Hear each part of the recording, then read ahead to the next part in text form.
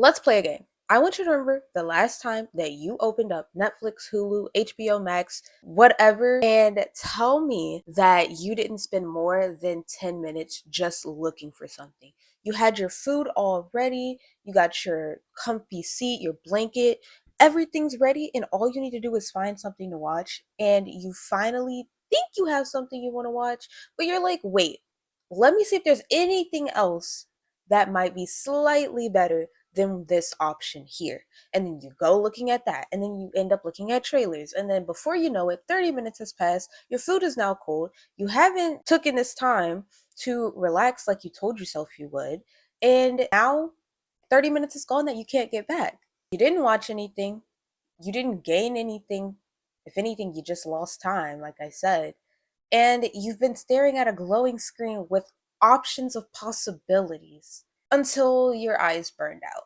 Welcome to the modern condition of what we now call overthinking. We do this every day, from start to finish, from the time we wake up to the time we get back into bed. We do this with TV shows, movies, food choices, coffee flavors, which route to work we're going to take, which book are we going to read, which pen are we going to use to do our assignments.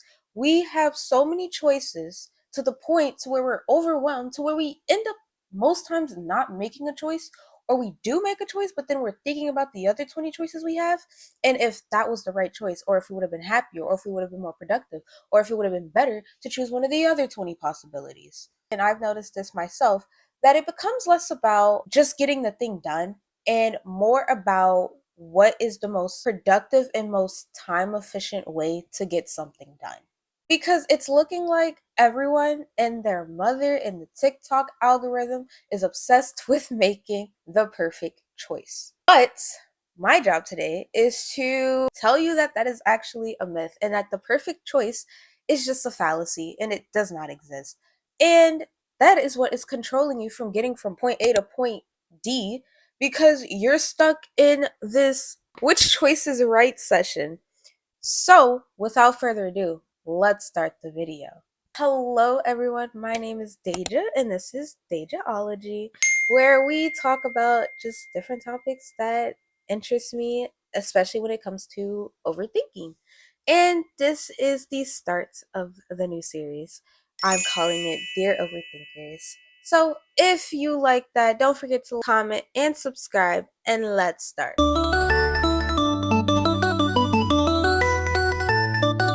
Phase 1.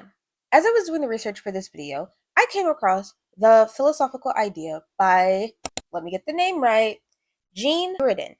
I probably mispronounced that, but he was a French philosopher in the 14th century, and he came up with philosophical paradox idea called Buridan's ass.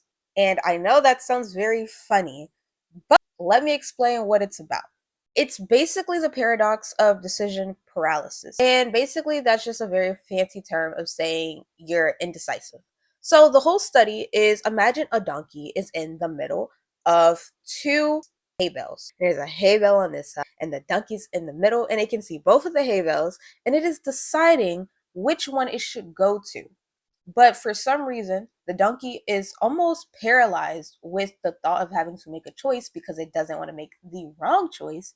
It ends up staying still, getting nothing done, and it ends up starving and dying. This is a very simple way of putting it as how our everyday decisions really go through when you look at it, because most time you're presented with one or two or three choices, or maybe even more, and you spend a lot of time dissecting those decisions instead of just making one and trying to make it work. Because I see this happen to me every day. I see it happen to other people. It happens to you mentally, creatively, culturally. Let's take this YouTube channel for example. I have been debating on a topic to talk about, and I've just ended up pushing it and pushing it and pushing it back. But now I finally had to get up and be like, we're just going to do it. And that's what I'm doing now. Because in today's era, it is very easy to sit and be like, oh, I could wake up and do this one day, or I could wake up and do this the next day. It's very easy to just change your mind, which is a very good and bad thing. That your life was very determined by where you grew up, who your parents were, and what path they set you on. It wasn't really like you just had millionaires and you had anybody being the host of a talk show. Now, almost anyone, if you put in the work and you go down a specific path and do something, you can achieve those goals. But the problem with looking at all these different options, and I think social media is a very easy trap to get caught up in because you're presented so many options. Buy this, do this if you want to get this. And humans were not necessarily designed to have infinite amounts of options. It's almost like giving a computer a list of 2,000 commands to perform at the second that the dime drops. And what's going to happen to that computer? It's going to freeze up. It's going to basically shut down because it's overwhelmed with too many commands that it cannot get any of them done. So it just ends up quitting. And that's exactly what happens when you are faced with too many options. Instead of feeling powerful and feeling like you have choices, you now feel overwhelmed because you have choices. Because you don't know which one is right and which one is wrong. You don't know if this is going to lead you down closer to your goal or more further away from it. And yes, there are, I guess, objectively good and bad directions to take. But for the most part, if it's like you wake up and it's go to coffee with friends, finish that book that you've been writing, or doing 10,000 steps in a day. Technically, you could do all those things. But for the average person, they're probably only going to do one out of the three, maybe two if they're really committed. But the point I'm making is the more choices you have, the less that honestly gets done. Or the more choices you have, the less quality of work that the things that you are doing are going to be.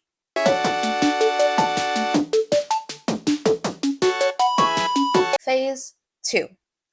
Now we come up to the idea where everything has to be maximized. I was saying earlier, you can't just take a pen and do your homework with it. Is this the best grip ergonomic pen ever made? Is it recyclable?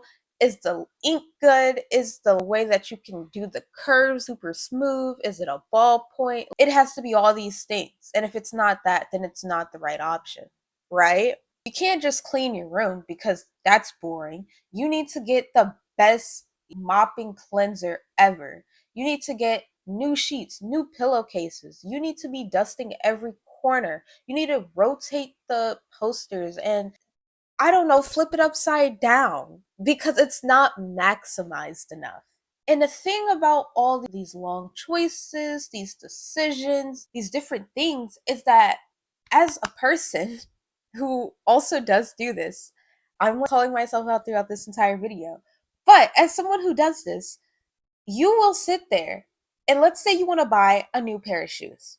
Instead of you just looking at the website and being like, do I want these? Do I not? Instead, you go watch 3 YouTube videos about the shoes. You then go on Reddit or Quora and you go on a couple forums. You hear what people have to say about it. And then on top of that, you also have to look at some TikToks and see how people are dressing it up. Do people recommend it? Is this really good? Like, you need so much confirmation before you buy the actual thing that by the time you end up buying it, you probably don't even really like it. You probably just ended up convincing yourself that you really wanted it. Or if you really did want it, you were trying to justify why you should get it. And why should you have to do either of those things? It's either you want it or you don't. And I'm not saying buy every single thing that you want. And I'm not saying don't splurge a little bit and buy some things that you want. Because you should definitely have an equal amount of both ideas.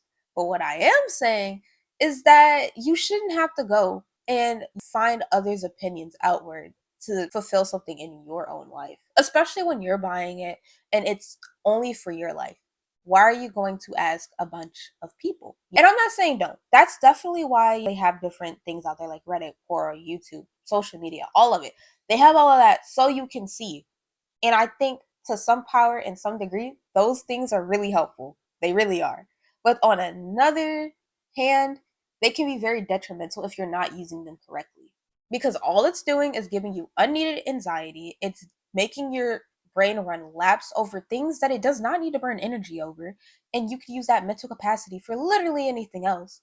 But instead, you're choosing to use it on which shoes I should get or which pens I should buy, or I say use those type of big brain mental capacity when it comes to maybe choosing a car that you're going to be driving for the next 5 years, or maybe if you haven't upgraded your phone in a couple years, maybe you want to look at some new phones.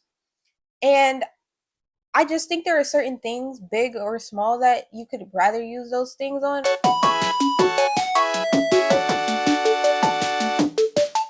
Phase 3. Everything and nothing is an option. I want you to sit and think. Overthinking is basically your subconscious sitting in park mode. It's not even like slowly going or anything. Like, you are parked in the car and you're just thinking on which direction to take. And every second you wait and you stay parked, you have other cars that are passing you by and they're making decisions before you. And that also means that they're going to get to their destination before you. And I'm not saying compare yourself to people. I'm not saying look at what everyone else is doing. I'm saying if you have a certain goal that you want to get to, but you are sitting there just overthinking it, overcomplicating it, going through every last situation and problem that could arise, then you're not going to get where you want to go. You're constantly living in your head. And don't get me wrong, living in your head is really fun. You can imagine things, you can build things. It's great. But you also have to realize that this is real life and that you have to go out and you have to do things. If you want to move from point A to point B, you actually have to move. You can't just go in your head and be like, yeah, moving. You actually have to move your body. Because staying in limbo does not conserve your potential. If anything, it just diminishes it. It just pushes you back even further, because a lot of the times, the longer you wait, sometimes the requirements get pushed up a bit more. Sometimes it's harder to enter now because more people are doing it. And why do all that when you could just start now? What saying one day or day one, which one are you going to do? Because the longer you start building this overthinking tower in your head, that's just a long list of expectations that you're having for yourself. And when it does not pan out the way that you expect, then you're going to be sad and you're going to be like, why didn't this work out?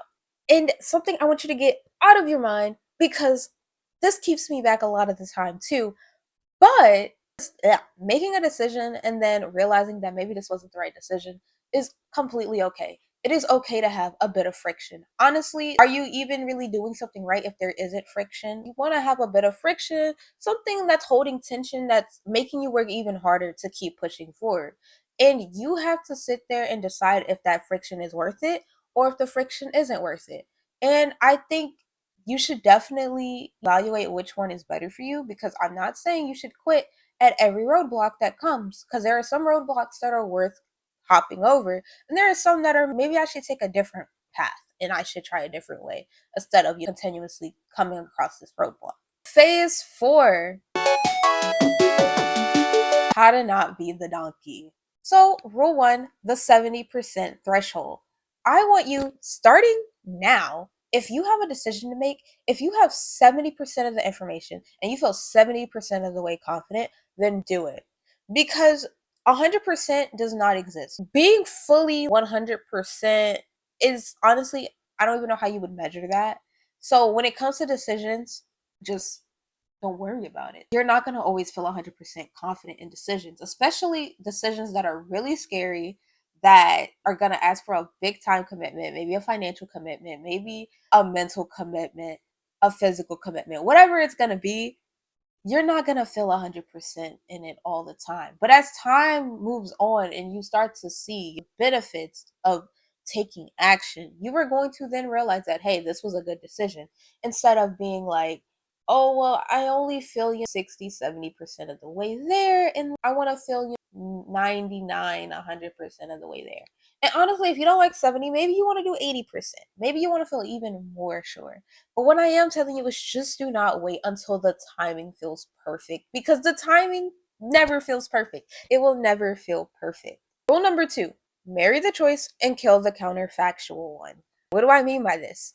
Make the choice, stick on that choice, and then lock the door with the other choices. Don't throw away the key, just put it in the drawer. Just forget that you even had that key, because we have to focus on one choice at a time.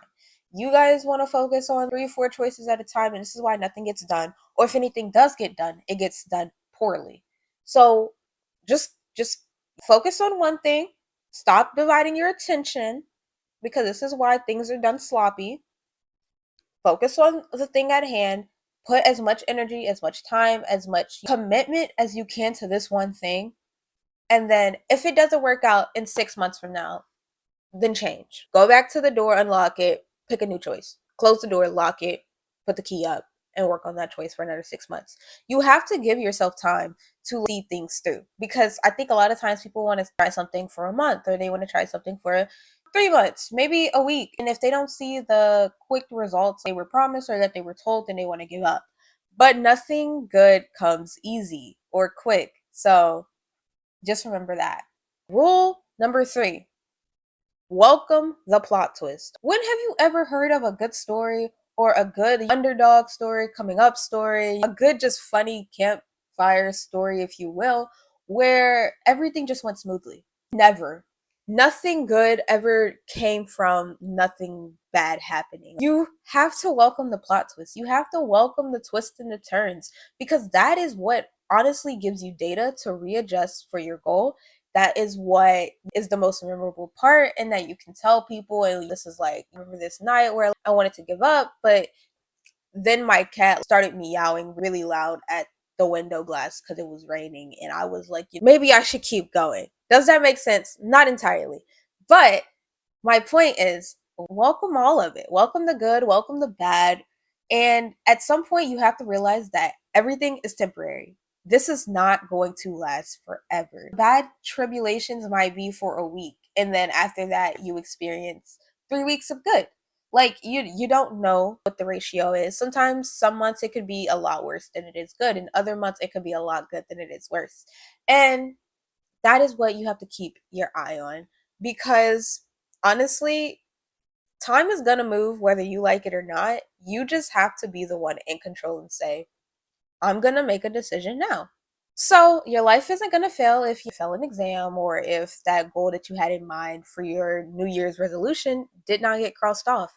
It is okay. You can always start today. So write the script, write the book, call your friends, that TV show that you've been telling yourself you're going to watch.